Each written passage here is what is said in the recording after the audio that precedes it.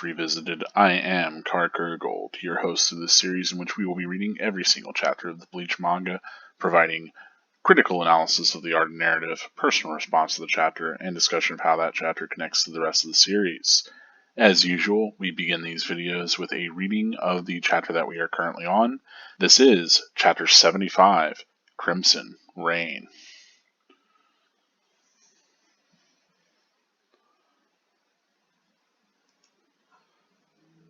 Oh, oh, oh.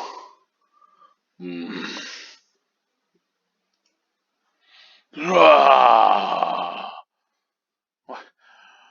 What was that? What did that guy do? Bleach, Chapter 75, Crimson Rain.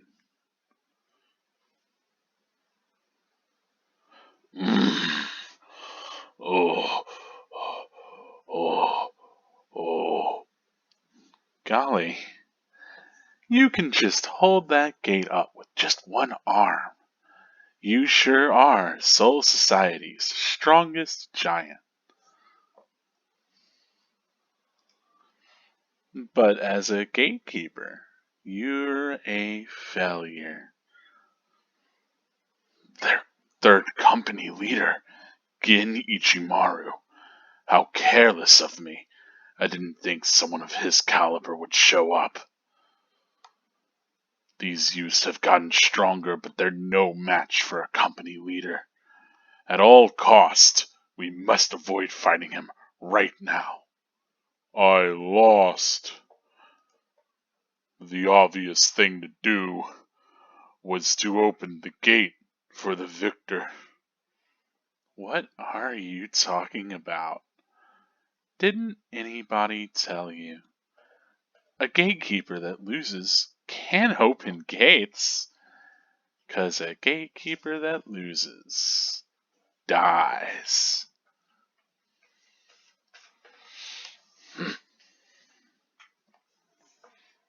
Hey.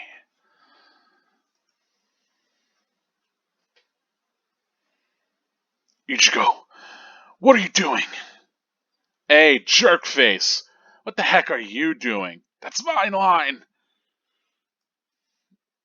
The fight between Jidanbo and me was over. If you shove your nose into my business, you'll lose it. Orihime, take care of Jidanbo's arm. Oh, okay. Come on. You want to fight somebody? Fight me. Only a coward would butcher a defenseless giant.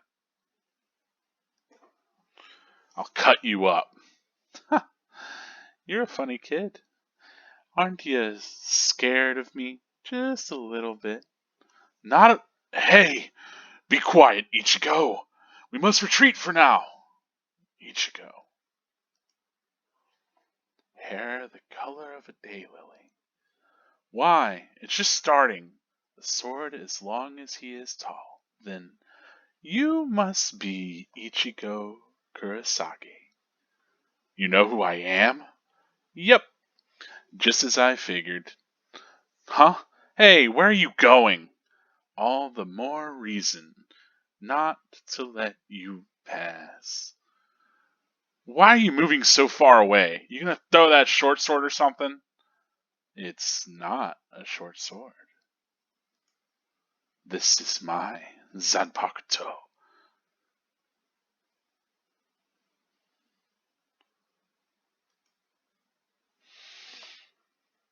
Skewer that punk. Shinso.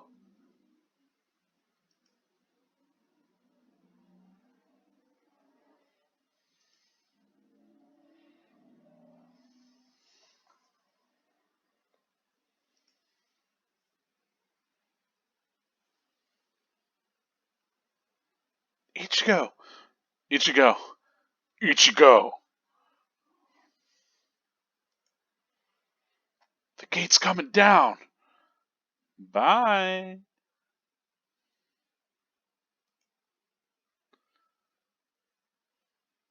And that is it. Here we see Rinji in the shadows in the interlude between the chapters. But let's go back to the very beginning of this chapter and let's talk about what happens in chapter 75, Crimson Rain. So, getting into this analysis of both the art and the narrative.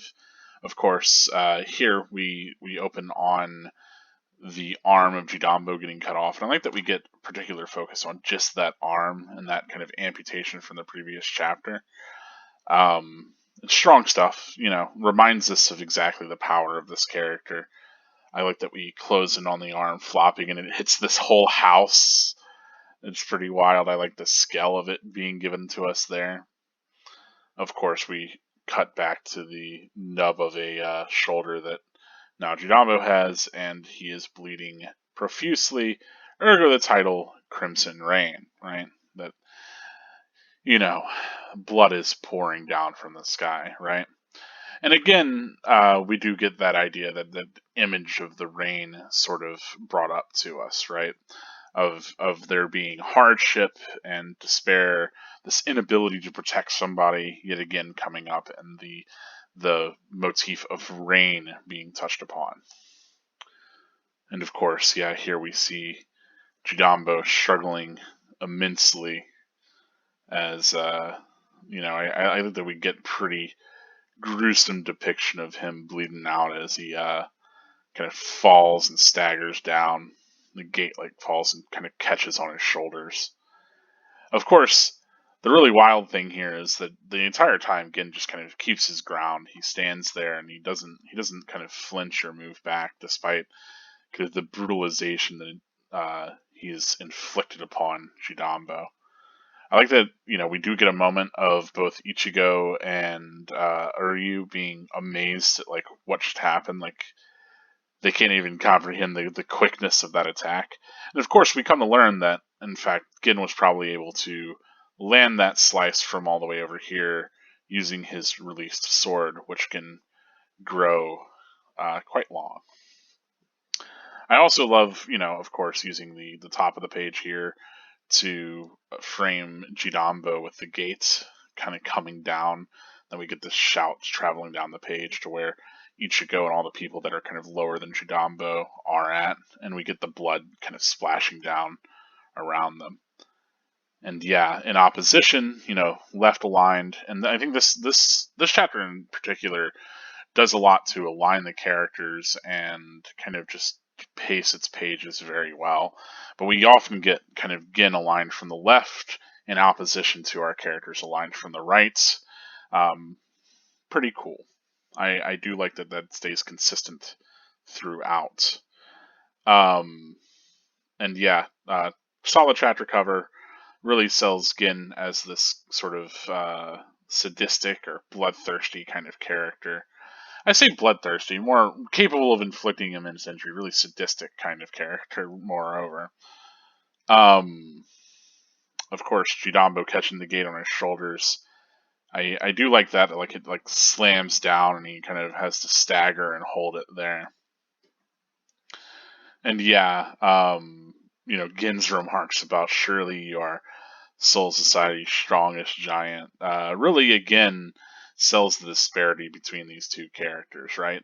That it's Gin being kind of surprised with Jidambo, you might with a child or something, oh, you're the fastest preschooler, But again, there's this reiteration on failure of one's duty, right? And that again kind of reflects the sort of Soul Society, structure, right? That it seems like, at the very least, Gin, maybe he does take some sort of pleasure or some sort of twisted sort of enjoyment on upholding these structures, even whenever they seem unfair or brutal. But there are those that do enjoy playing the role of an executioner, right? That there has to be someone who meets out judgment, and if Gin's going to be the captain of one of these squads, that if he's going to be here, it's translated as company leader, right? But that there's these 13 companies or these 13 squads, and he is the leader of one of them, then at the very least he has to have some deal of capability of hurting other people and his take on that here is it seems that he's perfectly fine with that job, that he's wears a smile as he cuts down somebody for failing to uphold their role within the Soul Society. Of course, we finally get Yorichi after the last couple of chapters of Yorichi being absent, and Yorichi is kind of admonishing themselves for being careless, that they didn't expect a captain to show up this early, right? And so I think that's kind of significant, is that we immediately get this reminder of the upper echelon of characters that we're going to face off against, right? These captains, right? We know Byakuya is a threat, but here we're establishing other credible threats within characters like Ichimaru again. So ostensibly there are 13 captains that all could prove to be just as dangerous as Byakuya. And that's really the kind of benchmark that we have for the most difficult sort of enemy to overcome. Of course, I like that, we also can have like this sort of internalization. It's like, oh, well, the youths have gotten stronger, but they're no match for a company leader, and that we had to avoid fighting at all costs. I do like that there's this kind of like, oh, well, they're stronger, but this is still someone stronger yet. So yet again, it kind of, here, this first chapter, I think, or I say this first chapter, these first few chapters in Soul Society, I think, are meant to really establish the stakes of like the power, right? That a character like Jidambo certainly is a very powerful character, but our main cast is maybe capable of handling him without much problem, whereas a character like Ichimaru, again, one of these captains, is a very powerful character that they should avoid fighting at all costs, right? That they're no match for. So immediately we get that sense of, okay, well, there are these threats that we'll have to avoid, which so far we really haven't gotten that much of. We've gotten some hollows here and there, but there hasn't been much of like okay, well, there are multiple hollows at once, and you have to choose and pick your battles, and you have to avoid certain ones, so on and so forth. There was always we have to fight this battle, this conflict has to happen. So that's a kind of another kind of change in structure that we're getting here, is that we're getting a kind of diaspora of enemies, different types, different personalities, different levels of strength. Oop, skip the page there. But yes, of course, Jidambo tries to relate, right? I lost, so I've got to open the gate for the victor. Like this sense of, like honoring some sort of agreement, right? That if someone defeats him in battle, then it's only right that he opens the gate. And I mean, from Jidambo's perspective, it makes sense. Like, what are you going to do? Not open the gate and just get killed? Of course, if you open the gate, then they go through, which is your whole point, is to defend it, right? Of course, here again says just that, right? That a gatekeeper that loses can't open gates.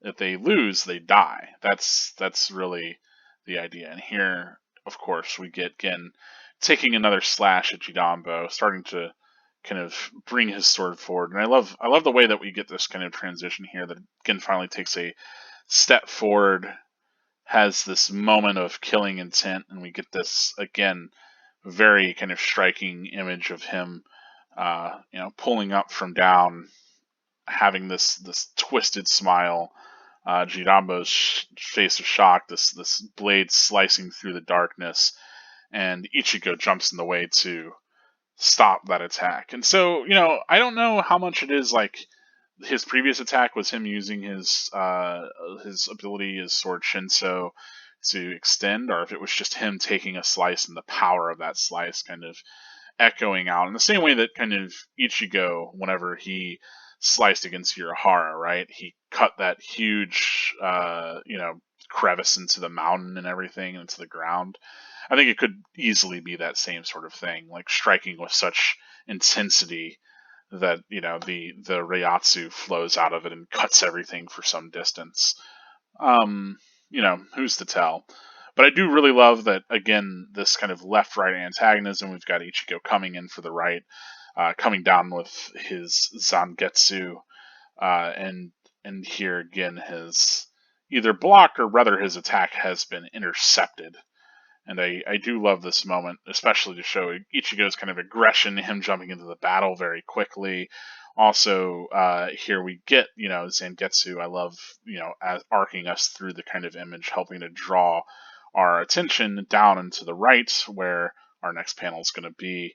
But also, if we tend to, read things from right to left as we do in manga, we're going to read this action very naturally as Ichigo leaping forward and kind of taking charge of the action of the manga, having this very kind of forward momentum to him. Of course, here, Gin is surprised. We have this clash of swords. Ichigo is knocked back quite a bit from that initial encounter. And, of course, I love Yorichi being amazed, like, what are you doing? And then I love that Gin, of course, gets called out by Ichigo. And here, again, we have this moment where Yorichi's like, okay, well, we have to carefully consider things. We have to be much more strategic about this. We should run. We should come up with a plan, just like with Judambo. And Ichigo is the one to rush right in, right? Before it was kind of more Ichigo and his friends, but here it's Ichigo rushes in. That's what we get. He's very straightforward and headstrong. Of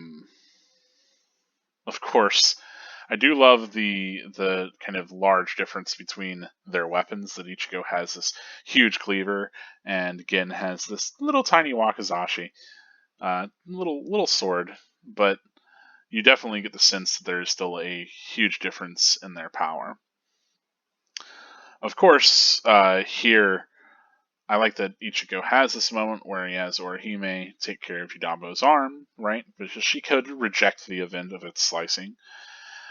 I think it's pretty easy to reduce Orihime to just being like, oh, she has a shield and an arrow and a heal, to not think of her as rejecting events. And so I think I'm going to continue to insist upon using that reject sort of verbiage to describe what she does, because if you consider it less as those sort of events of rejection, which I think a lot of people end up reading it that way, it can be easy to lose sight of kind of these core elements of Orihime's character are what her capabilities really are.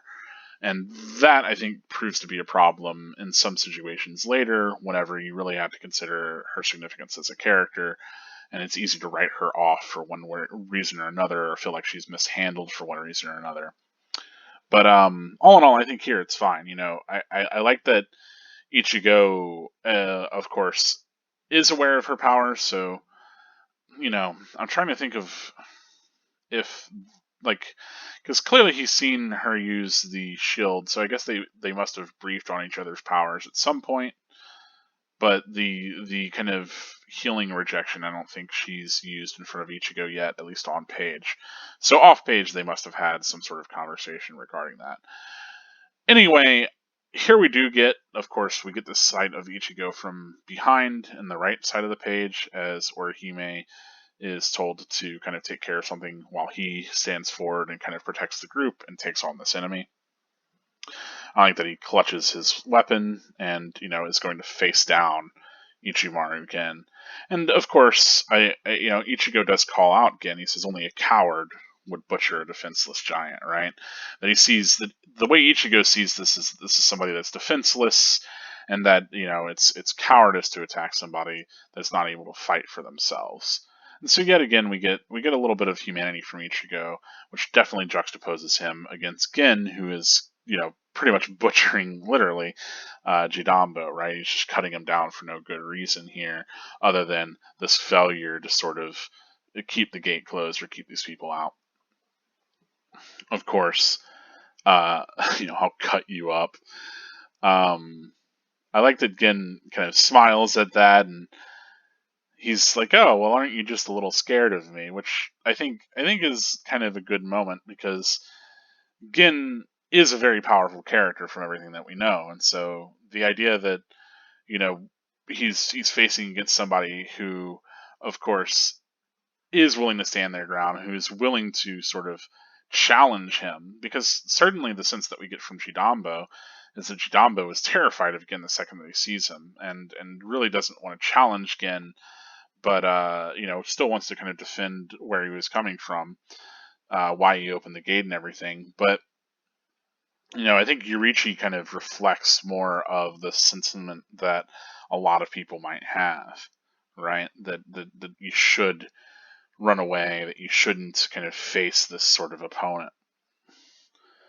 Of course, I like that Gin has this moment of, and again, he is kind of left aligned here as he's pulling back to the left of his panel. We have our protagonist over, on the left side of the page, but they're still kind of right aligned. And then I like that Gen's like, wait, Ichigo, and he remembers that name because, of course, he's familiar with everything with Rukia and all of that. So yeah, he's been briefed on this guy's hair color and his sword, and all of it. Um, so he says, I like this, like, oh, you must be Ichigo Kurosaki. And Ichigo's surprised that anybody knows who he is, but obviously, if they're aware of this guy that Byakuya and Renji encountered, then they might be aware of some of the other things, like that he was able to force back a Minos Grande on his own, or even that he might be coming here to save Rukia, right?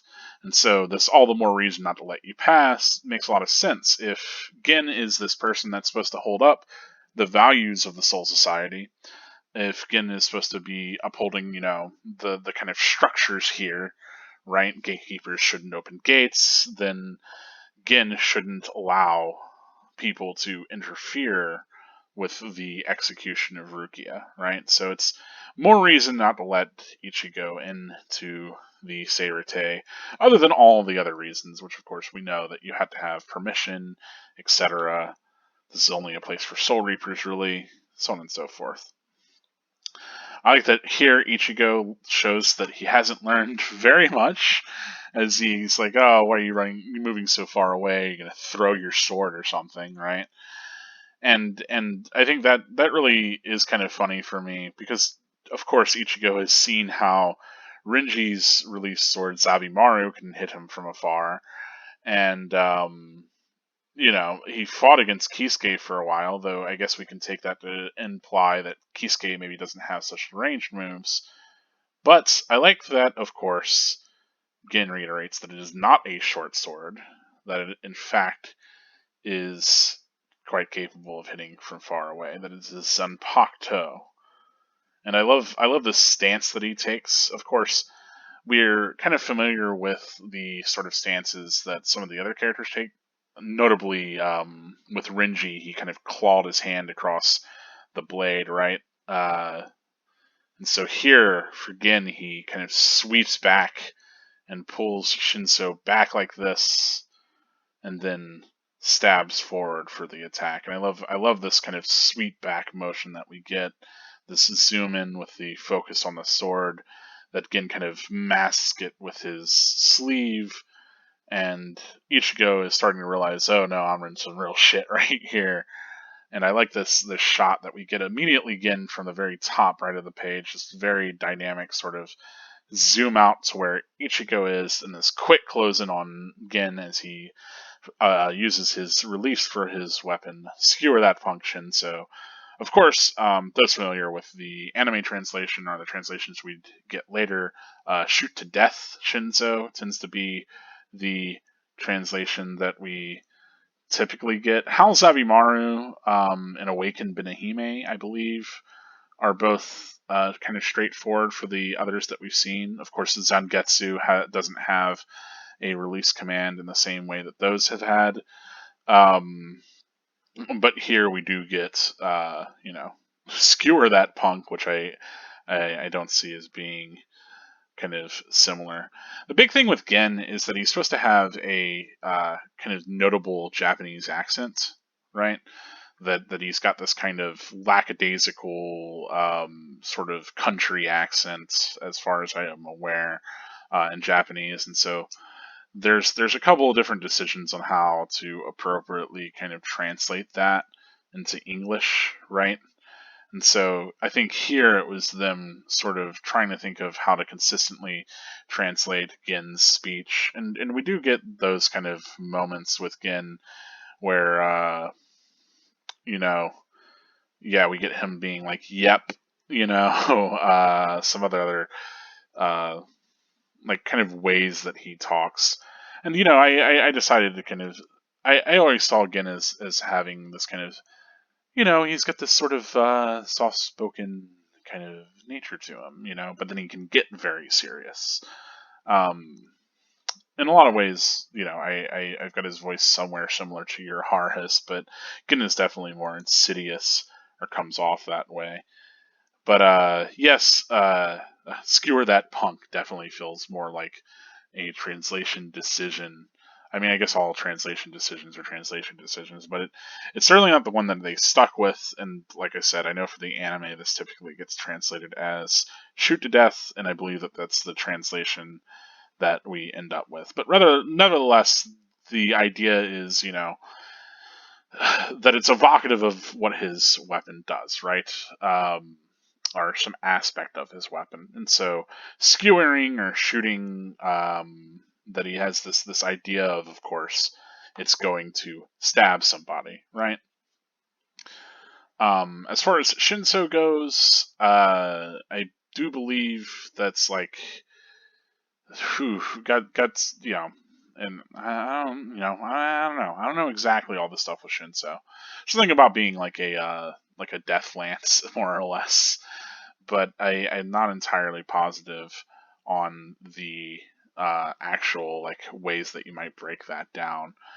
I'll just let the name stand there as it is. I think Shinso is a cool name, and it stands out against some of the other names that we've gotten so far. Zabimaru, Shinso, Benihime, yet another named Zanpakuto, of course. And I like that here, we get this shot of Gin, attacking kind of to the left of the page, that he has his weapon being flung forward, and I think this is really ultimately where the design for Shinso I think speaks really well for me, and that I love the coil that it's got around the guard, that it gives me this sense of like a weapon that is kind of coiled and ready to be flung out and sprung. It also, of course, reminds me of a snake ready to strike, all of that sort of stuff. I think it's evocative of that, certainly. Um, but that's typically how I kind of read the design of the blade. And I like that it is a smaller blade and then can become longer, and so it can kind of make up for those sorts of distances, right? That it can be quickly drawn. That is one notable thing about having a smaller weapon, right? So you have this very easy to use within close quarters and within a confined space, quickly drawn weapon. But then Gin's ability is to strike from an extraordinary distance and very fast, right? And I love that we get this shot of Ichigo, kind of reacting immediately, and then this weapon coming in from the left side of the screen, kind of knocking Ichigo back to the right. And so again, we get that kind of left-right opposition that I was talking about, as this weapon, Shinso kind of sweeps in from that direction, and again, Ichigo is knocked to the right. All of our characters are knocked to the right, really, as Ichigo blocks this attack with his usual sort of Zanpakuto block. He gets knocked into Jidambo. Jidambo gets knocked back, and the two of them get knocked back. And I really love this kind of detail of Gin's Zanpakuto Shinso kind of coiling back as Ichigo is still falling to the ground. Of course, this is kind of a famous moment from Gin as the gate comes down and he says bye in a very cute kind of manner, waves goodbye, and then the gate shuts, and that's the end of it. I do believe, yet again, another moment in the anime that, and I wonder if it's a translation decision here, but the anime, of course, he says bye bye, but the bye with the heart here, I think, works just as well. That we really get the sense of Gin being a real kind of like kind of plays with his food sort of character, right? That he has this big smile and grin, and he can be just as sort of silly and cutesy as he can be insidious and lethal. And all of those are traits that I think kind of come to define the character, but also show just how dangerous he is. Right, that there's a strong juxtaposition between that sort of lackadaisical atmosphere, or rather that kind of you know, like bye sort of nonsense, and him telling Jidambo that he's going to have to die. So yeah, we get this very strong sense of Gin as a character here, and I think this chapter does a lot to establish not just Gin, but also to kind of really quickly build the stakes. Of course, the idea is, well, Orihime could heal Jidambo and open the gate, but then Gin's still right there, right? So they have to find some other way around. They have to find some other way in. They're going to have to avoid threats like this one. And I like that. I like that this chapter goes to really show us that our characters aren't going to have such an easy time saving Rukia, that they're going to have to really be cognizant of these other agents. And at the very least, Gin is aware of Ichigo, and that there's an awareness of Ichigo, and that there are some people who know how significant Ichigo kind of is. Now, whether or not Gin is going to immediately tell everybody else exactly what's going on here, we'll have to come and find out. We'll have to see if there is greater kind of. Obviously, there's alarm raised. We know that everybody's aware of these invaders, but exactly who they are and everything else is something that we will have to come to find out. Of course, the interlude continues our little story with Renji, where Renji has rushed to the sites, only to see Gin taking care of it. And here on the back of Gin's coat, which we haven't gotten to really see very much of, we get to see the number 3, because he is the captain of the 3rd Division. So, yeah, that's it for this chapter as far as analysis. With response, I do, of course, Gin is a character that I really do like. So I do like to get to see any chapter where Gin shows up. I think even from the beginning here, I really liked Gin, and I think it's easy to like Gin from his first appearance because, as an antagonist, he immediately is very powerful. He's, clearly got this kind of sense of his character that's different from a lot of the other characters that we've seen so far. He's the most sort of up and down villain out of all of our hero characters that we've gotten. But as a sort of villainous character, even, he is really sort of surprising in the ways that he interacts with people. That he isn't, 100% evil or bad or whatever. But that there's this kind of lethality to him, despite his smile and despite his antics. And I think that sort of that duality again, I think, is what people are attracted to about him. Certainly, I think it's one of the things that makes him more interesting for me personally. And we get to see a good deal of that here. I think also Shinso tends to be one of the more interesting of the first few releases that we've seen. Of course, with Ichigo's sword, it is transformed, but we haven't really seen as much of what it can do, if it has any sort of special abilities or techniques or whatever. Obviously, we've seen Benihime capable of making this blood shield, and we have seen Sabimaru is capable of working as this big flailing sort of chain sword. And so here we get this other thing that manipulates the physical sort of properties of the weapon itself, as Shinso is able to snake out and strike very quickly an opponent. And I do think that is pretty cool. So we get all of that, and we get Gin as being this kind of very serious character. I like that he also very quickly, whenever he realizes this is Ichigo, he decides that, okay, well, I'm going to take this measure. But there's something to be curious about, because obviously here he could have killed Jidambo. He probably could have killed Ichigo, but the fact that he knocks Ichigo out of the gates rather than, and you could argue whether or not he was aware if Ichigo would be able to block the attack. But I think with a character the magnitude of a captain at this point, that it really would not have been a difficult thing for Gin to probably kill Ichigo. And so here we can maybe read this a little bit as Gin just trying to knock Ichigo out of the gate, right? That Gin is upholding his duty of keeping these intruders out, but he doesn't kill them for whatever reason. And notably, he doesn't strike against any of Ichigo's allies. He doesn't kill Jinambo, even though he says he should, but that might be more because Ichigo intervenes, and then he's able to knock them both out of the way in one strike. Nevertheless, it does leave us kind of wondering why more people didn't come out of this encounter dead, especially with how much Ichimaru Gin speaks towards needing to kill them. But I don't know. That all could be me reading a little bit into it. I'm not sure. Certainly, Gin showing up there immediately speaks towards them having a bit of a major response, and then Gin also being aware of Ichigo, even though he doesn't recognize him immediately, he knows the name.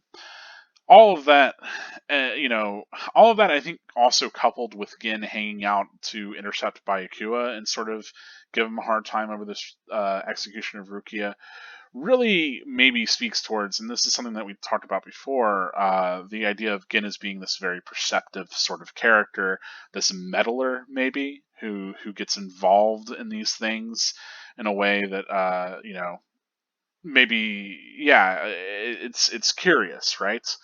So it's neat that we've gotten Gin twice here, kind of getting involved in things that he could have chosen not to be involved in. Obviously, there were a lot of other Shinigami around the area, so on and so forth. But Gin decided to appear there on his own. So it leaves us kind of wondering about exactly what this guy's motivations are. Of course, whenever it comes to upholding Soul Society's credo, he seems to fall within that kind of antagonism there, that he is an agent of Soul Society and a very powerful one at that. The other thing that, of course, I really like about this chapter, and I think really works with this chapter, is how much, again, and I really focused on, again, but I really focused on how, like, kind of left-right aligned our antagonists are against our antagonists, our antagonists running against our protagonists, whatever. But basically, this sense of, again, that we read this manga from right to left, that a lot of the progression of our protagonists making these sort of attacks or surging forward is coming from the right, as we naturally sort of read them as this forward kind of action that's driving literally the reading force of the manga forward, and that we have these antagonistic forces pushing back against that, right? So if we were hoping to read forward further into Soul Society, push into, from right to left, the Soul Society or the Seirei, Ichimaru Gin is here to knock us back a peg further to the right from the left, and to return us to the Rukon guy, to spend a little bit more time there. Which, we hadn't spent any time in the Rukon guy, really. We were there for like a chapter. So it does give us pause to do that. So I think Gin here not just works as a moment of getting to see a little bit more of his character, getting to see, of course, his weapon released and revealed. This is the first captain's ability that we see used, right? So we've seen Renji, who we know is a lieutenant, and we've seen Kisuke, who it's curious what sort of rank he held or may hold, or even if he is a Shinigami, though I think that's pretty clear at this point, since he does have a Zanpakuto and he's able to awaken it.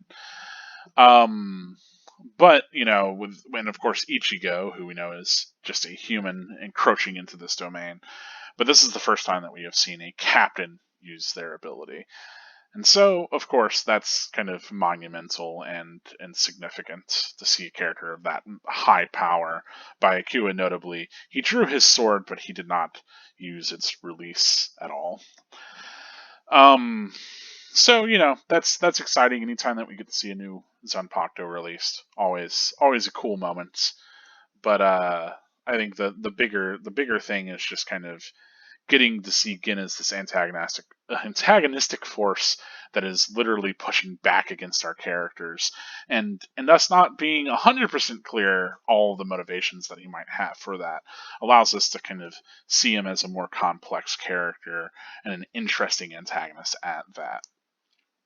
Yeah, it's good stuff. If there's anything that I missed here, if there's any part of the art that you'd like to talk about, feel free to let me know. If I brought up something that you didn't kind of notice on your first read or something that you hadn't really thought about, I do ask that you let me know. Give the video a like, and if you want to talk about it in the comments, I am excited to engage you there. As always, the third part of these videos is a discussion of the spoilers, how this connects to the rest of Bleach, and so we'll get into it, right? Um, so of course we know. I'm pretty sure that Chidambo gets cured. No big deal.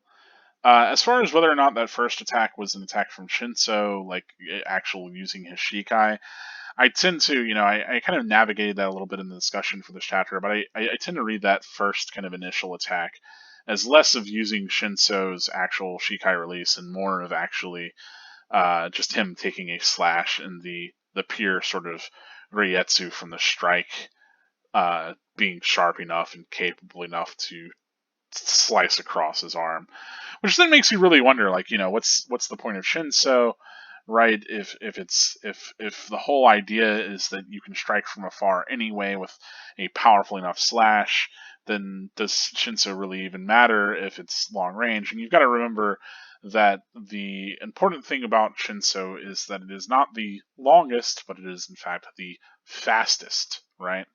And so it's the speed of Shinso that is important, rather than its necessarily its capability to strike from afar. Of course, whenever we're talking about exactly you're the Soul Society's strongest giants, I wish that again we get to see a little bit more of those giants. It's a little bit of a shame. I don't remember if they come up again that much, but it would have been neat to see them. But we've talked about that. This idea of people being a failure, right? And kind of again punishing people for failing to uphold their duties within the Soul Society is pretty significant because, right? Like, there's a couple things here that I think play in Gen's story really neatly. So, of course, Gen doesn't like people that fail to uphold their duties because are maybe even abuse their position. Because entirely, that's why he's going against Aizen. Is that Aizen, as a Shinigami, was kind of acting out of line with all the experiments that he was doing and the souls that he was collecting, and the abuse that Rangiku had to endure. And so, of course, Gen wants to kind of route out those failures of Soul Society and maybe route those sort of moments in which somebody is kind of maybe abusing their position. Is it solely like, sadistic and kind of rotted with this killing intent? Absolutely. But I think that's consistent for Gen. While it does reflect the kind of brutality of Soul Society, or the sort of the cold nature of their world, I think Gen at least is a person that kind of works on those sort of hard laws, where he's like, yeah, there's a certain way that you should be, and there's certain like things that you should follow, and if you do wrong, you should be punished for it, right? And so this is really seen as maybe the gatekeeper doing wrong. Of course, Yorichi is familiar with Gen. Notably, Gen was not a captain in Turn Back the Pendulum, right? So the fact that Yorichi is aware that Gen is the leader of the third company means that Yorichi must have continued to be sort of kind of internet, like, getting information from Soul Society, right? And I do believe that Yorichi maybe was capable of keeping an eye on all Soul Society, and this is exactly why Yorichi is in the cat form, because I think a ton of characters would recognize Yorichi should she be in her normal form. Of course, all of this sort of insight lets us know that Yorichi is very kind of intimately aware of all of this that's going on. But as we know, Yorichi would probably be aware of Gin being a part of Aizen's whole plan, since, as we know, Urahara was aware of that, right? So, Yorichi, I think, realizes just how dangerous it is that Gin has shown up here in this moment. And rather than any other captain, anyway, but especially Gin, who was known as being this kind of very capable prodigy of a Soul Reaper who rose up quickly through the ranks. Of course, I like that there's this moment, and this is the other kind of interaction that we get, is here that, Gin kind of holds to his own that the gatekeeper that loses can't open gates, gatekeeper loses dies, right? That there's this very clear cut, like you're meant to follow this rule to your death, you're meant to take it seriously, all of that. And Ichigo standing against that, right? Ichigo kind of coming forward, clashing swords with him, and really calling him out, right? And I think this kind of moment of Ichigo being like, hey, that fight was between me and him, and it's over. And if you shove your nose into my business, you'll lose it, right?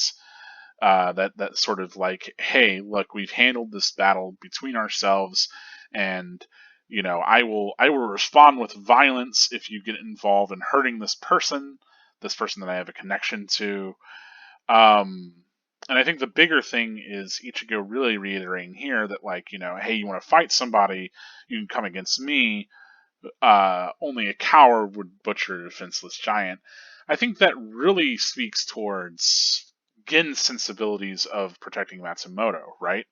Of having this connection that he has to Matsumoto, and that he sees Aizen as like somebody that deserves death because Aizen would go against a defenseless girl like Matsumoto, right?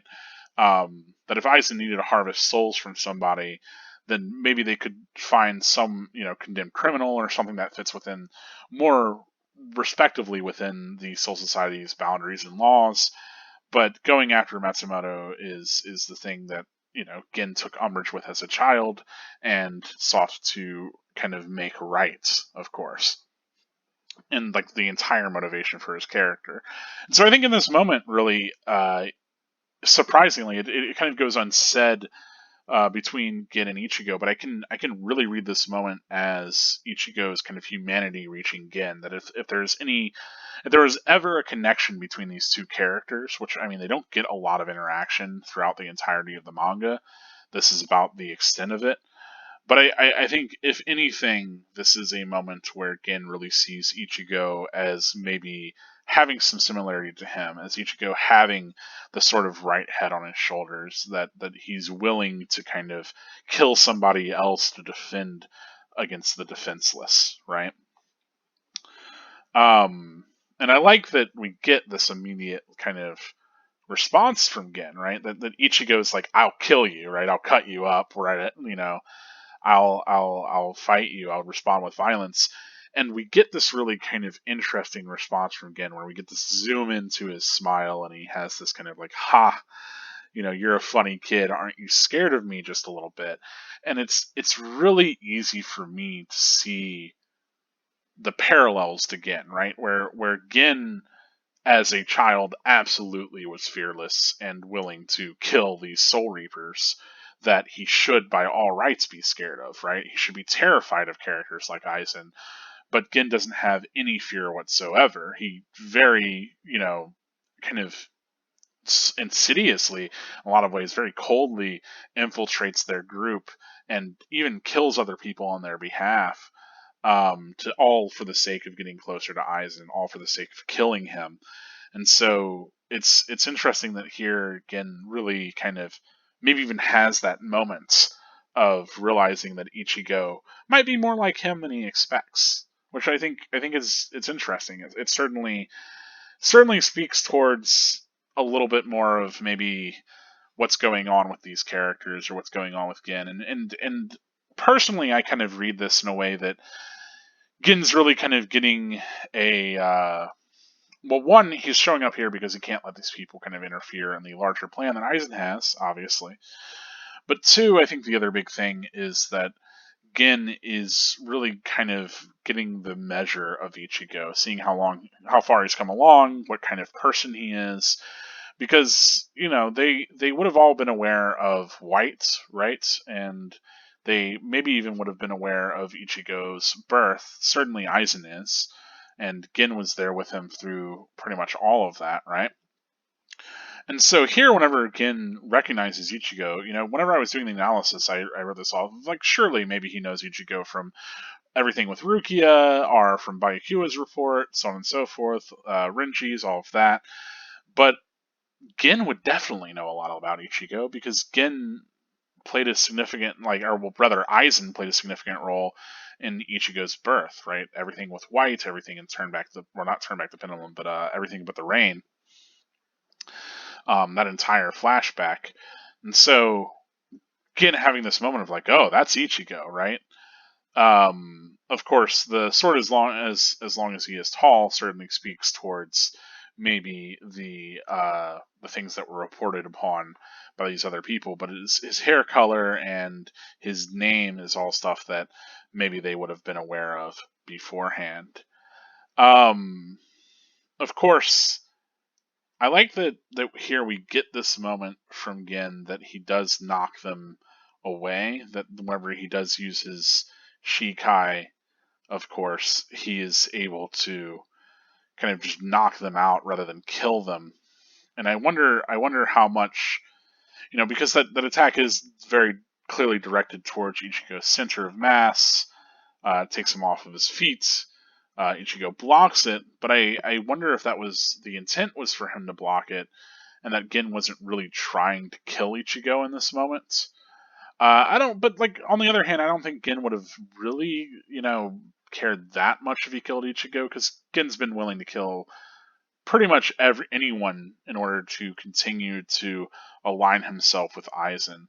That said, Ichigo is in a lot of ways Aizen's sort of pet project, more Urahara's than Aizen's, but Ichigo is this child born of the culmination of, you know, uh, as we know, everything with Whites and Masaki and Ishin. And so at this point, Ichigo is this extreme kind of hybrid character and might even one day be successor to Aizen's plans. So maybe Aizen doesn't want Ichigo killed, though whether or not that is something that we know for sure, if that's just speculation, is up for us. I think that maybe falls more into the realm of my own speculation, I will admit. But at the very least, I read this moment as Gin not really seriously trying to kill Ichigo. That instead he's really just trying to knock him out of the way of Sarate. And and especially with the interactions that they had in this chapter, I think Gin is willing to kind of see Ichigo more as a person that might align with his own goals, right? As Ichigo being the kind of person that would, maybe defeat Aizen, which as we come to find out, that does end up being the case, right? But that Ichigo, at the very least, has the same sort of ethos that Gin does, even if he doesn't go about it in the same way. And yeah, of course, hit him with the bye and say peace out. Of course, Gin is, I think the other kind of really significant thing here is, of course, Gin's ability, his sword that strikes from a far distance, and him pushing people away as Gin keeps himself at arm's length from, Matsumoto, obviously, but also this idea that he could kind of bridge the distance between himself and Aizen, and that he could hide his true intent, right? That he has this sword that seems small, but in fact can strike from a great distance at very quick speed, all speaks towards aspects of Gen's character, right? That he is this kind of person who hides something, about himself, that is engaged in that very same masking that many of our characters are.